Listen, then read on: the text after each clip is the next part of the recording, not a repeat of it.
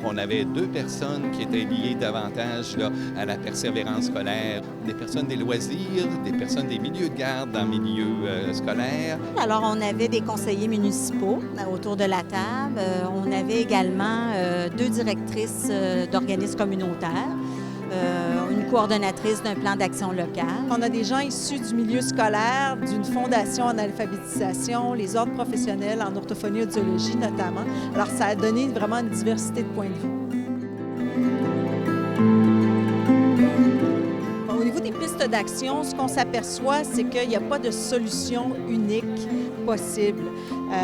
On pense beaucoup à des solutions universelles, mais on s'est interrogé sur la question d'égalité versus équité.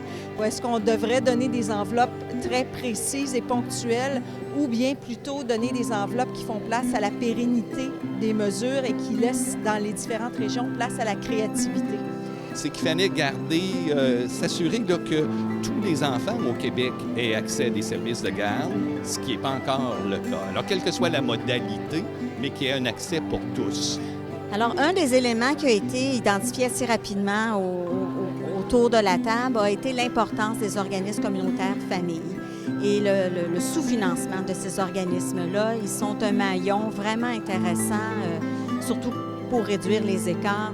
L'accès aussi aux infrastructures scolaires, autant que municipales pour certains groupes. Des fois, les heures ne conviennent pas, les tarifs sont assez élevés. Il y a aussi le logement social, parce que l'environnement joue un grand rôle dans le succès des tout-petits. Alors, ça a été des pistes de solutions qui ont été nommées. Merci beaucoup.